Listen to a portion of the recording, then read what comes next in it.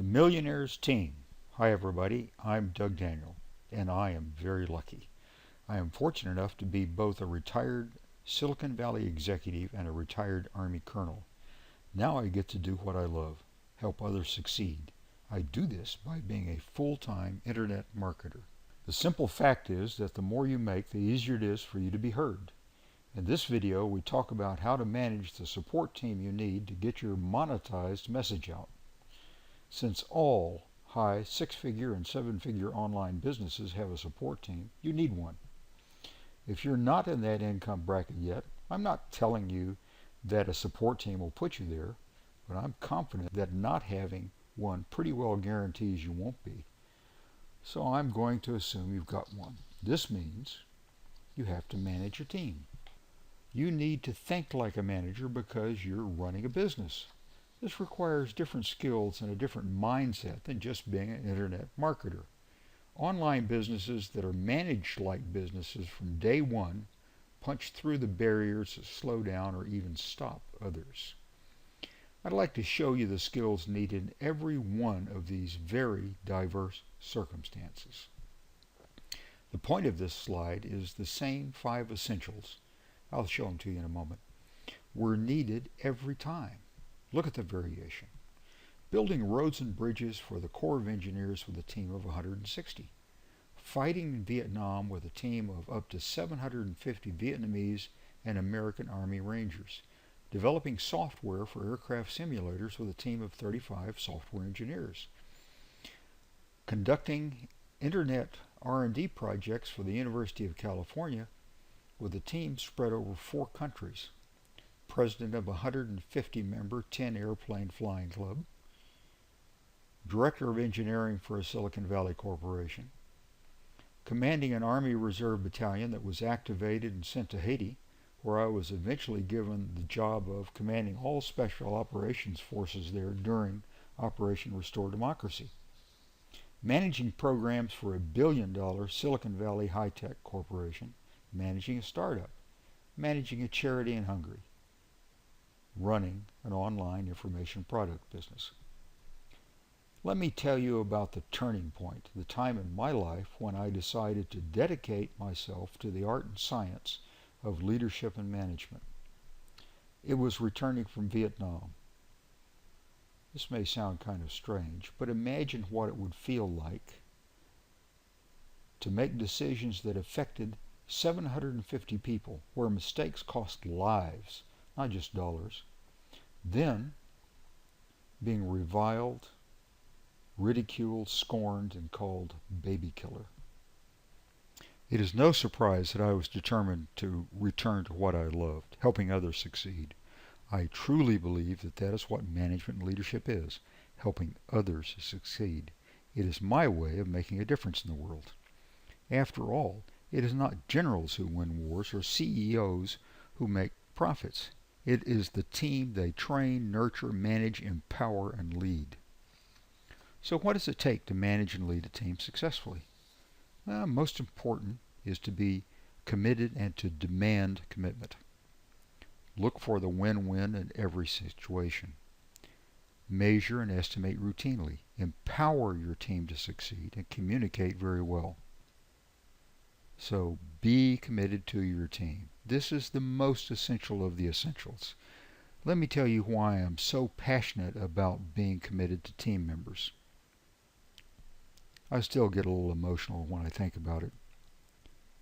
As a young second lieutenant in Germany, my 30-man platoon was given the task of bridging a river at night.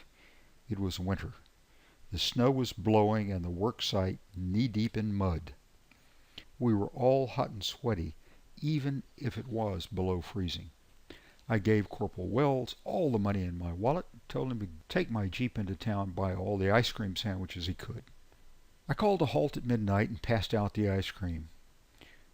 Much to my surprise, even the old grizzly sergeants who had been in the Army longer than I had been alive had tears in their eyes. I bonded with that platoon in a way you would not believe. They would do anything for me. Not because I gave them ice cream, but because they knew I truly cared and would take care of them. After I was ordered to Vietnam, 2 members of that platoon, Foot and Wells, asked me if they could come with me. You also need to be truly committed to your customers, to your business partners, and to excellence. This doesn't mean you have to be perfect, just better than anybody else.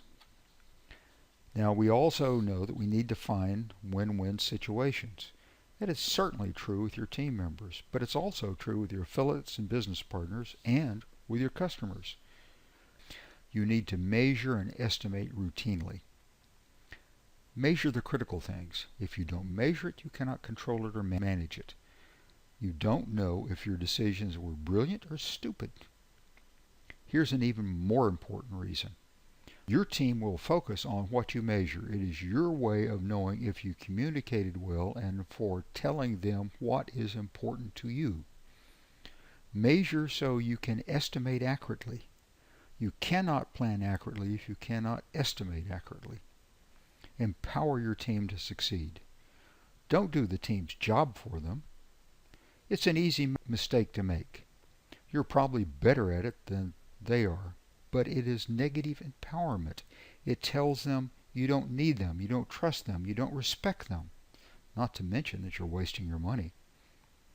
Specify the outcome, but don't dictate the procedure unless there is some compelling business reason to. Perhaps suggest a procedure. It's okay to show them how, but give them the maximum freedom to discover a better, faster way. Encourage members to suggest solutions outside of their area's responsibility. You're not the only person capable of good ideas. It pushes them into thinking in terms of the big picture.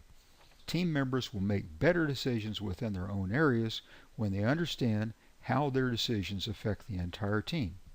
It is a way of knowing if they understand the overall objectives and if you have communicated clearly with them. If they resent being pushed out of their own little box, seriously consider replacing them with team players. Negotiate informal contracts with team members. This is golden. It is your way of knowing if they understand. It is their way of telling you about problems they foresee, problems that you may solve for them easily or find a workaround for. But the biggie is, once you have agreed on schedule, budget, and specifications, their professional pride is on the line. They own the task. It is no longer one that has been imposed on them. They will be much more motivated. Communicate very well with all who might be affected, clearly and simply. Verify that you are understood. I've already shown you some ways. Be language and culturally sensitive. A cost-effective virtual team may well have non-native English speakers with differing cultural values. English, especially American English, is so idiomatic that we often don't realize when we're using idioms. But we can easily lose non-native speakers. As far as culture is concerned, the big variation there is commitment to schedule and to precision. So be regular and predictable to ensure that you keep your team informed and so they can plan their schedules. So this is my top 5 list. Not the complete list at all. Just implementing these 5 could make the difference in $50,000 a year and $500,000 a year. Good luck to you.